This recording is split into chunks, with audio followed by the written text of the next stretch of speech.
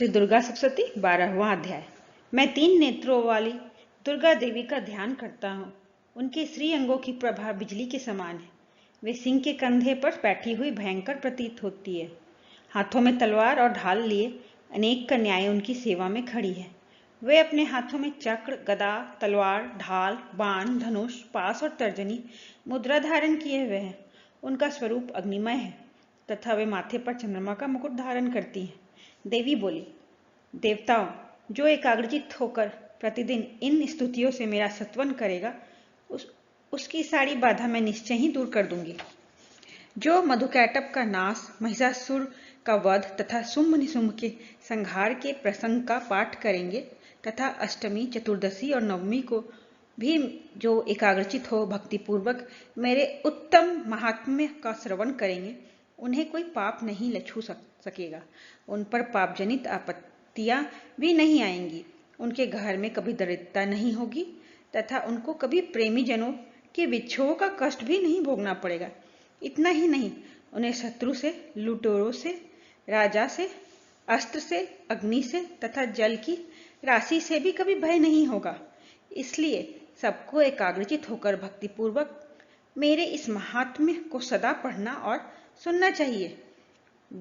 यह परम कल्याणकारक है। मेरा महात्म्य महामारी जनित समस्त उपद्रवों तथा आध्यात्मिक आदि तीनों प्रकार के उत्पातों को शांत करने वाला है। मेरे जिस मंदिर में प्रतिदिन विधि पूर्वक मेरे इस महात्म्य का पाठ किया जाता है, उस स्थान को मैं कभी नहीं छोड़ती।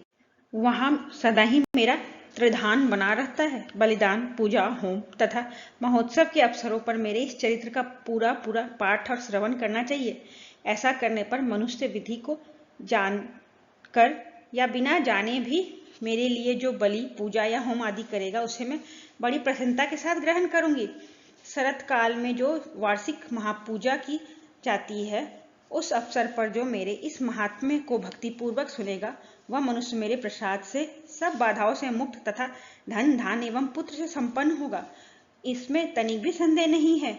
मेरे इस महात्म्य, मेरे प्रादुर्भाव की सुंदर कथाएं तथा युद्ध में किए हुए मेरे पराक्रम सुनने से मनुष्य निर्भय हो जाता है।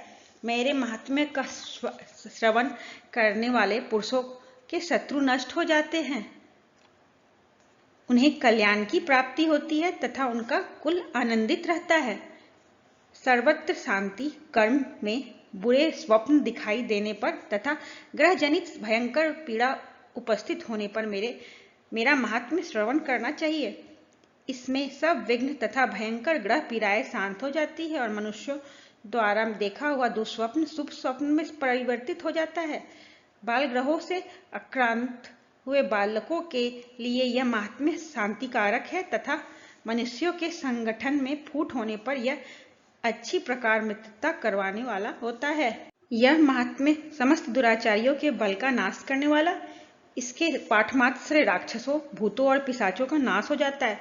मेरा यह सब महात्म्य मेरे सामीप्य की प्राप्ति करवाने वाला है। पशु, पुष्प, अर्घ्य, धूप, दीप, गंध आदि उत्तम सामग्रियों द्वारा पूजन करने से, ब्राह्मणों को भोजन कराने से, होम करने से, प्रतिदिन अभिषेक करने से, नाना प्रकार के अन्य भोगों का अर्पण करने से तथा दान देने से आदि से 1 वर्ष तक जो मेरी आराधना की जाती है और उसमें मुझे जितनी प्रसन्नता होती है, उतनी प्रसन्नता मेरे इस उत्तम चरित्र का एक बार श्रवण करने मात्र से हो जाती है। यह महात्म्य श्रवण करने पर पापों को हर लेता है और आरोग्य प्रदान करता है। मेरे प्रादुर्भाव कीर्तन समस्त भूतों से रक्षा करती है और तथा मेरा युद्ध विषयक चरित्र दुष्ट दैत्यों का संहार करने वाला है। इसके श्रवण करने पर मनुष्यों को शत्रु का भय नहीं रहता। देवताओं, तुमने और ब्रह्मर्षियों ने जो मेरी स्तुतियां की हैं तथा ब्रह्मा जी जो स्तुतियां की है, वे सभी कल्याणमयी बुद्धि प्रदान करती है। वन में, सूने मार्ग में अथवा दानवनल में घिर जाने पर, निर्जन स्थान में लुटेरों के दाव में पड़ जाने पर या शत्रुओं से पकड़े जाने पर अथवा जंगल में सिंह, व्याघ्र या जंगली हाथियों के पीछा करने पर, कुपित राजा के आदेश से वध या बंधन के स्थान में ले जाने पर अथवा महासागर में नाव पर बैठने के बाद भारी तूफान से नाव के डगमग होने पर और अत्यंत भयंकर युद्ध में शस्त्रों का प्रहार होने पर अथवा वेदना से पीड़ित होने पर भी बहुना सभी भयानक बाधाओं के उपस्थित होने पर जो मेरे इस चरित्र का स्मरण करता है वह मनुष्य संकट से मुक्त हो जाता है। मेरे प्रभाव से सिंह आदि हिंसक जंतु नष्ट हो जाते हैं तथा लुटेरे और शत्रु भी मेरे चरित्र का स्मरण करने वाले पुरुषों से दूर भागते हैं। ऋषि कहते हैं, यो कहकर प्रचंड पराक्रम वाली भगवती चंडिका सब देवताओं के देखते देखते वहीं अंतर्धान हो गई। फिर समस्त देवता भी शत्रुओं के मारे जाने से निर्भय हो पहले की भांति यज्ञ भाग का उपभोग करते हुए अपने अपने अधिकार का पालन करने लगे। संसार का विध्वंस करने वाले महाभयंकर अतुल पराक्रमी देव शत्रु शुंभ तथा महाबली निशुंभ के युद्ध में देवी द्वारा मारे जाने पर शेष दैत्य पाताल लोक में चले गए। राजन, इस प्रकार भगवती अंबिका देवी नित्य होती हुई भी पुनः पुनः प्रकट होकर जगत की रक्षा करती है। वे ही इस विश्व को मोहित करती है, वे ही जगत को जन्म देती है तथा वे ही प्रार्थना करने पर संतुष्ट हो विज्ञान एवं समृद्धि प्रदान करती है। राजन, महाप्रलय के समय महामारी का स्वरूप धारण करने वाली यह महाकाली ही इस समस्त ब्रह्मांड में व्याप्त है। वे ही समय समय पर महामारी होती है और वे ही स्वयं अजन्मा होती है, भी सृष्टि के रूप में प्रकट होती है। वे सनातनी देवी ही समयानुसार संपूर्ण भूतों की रक्षा करती है।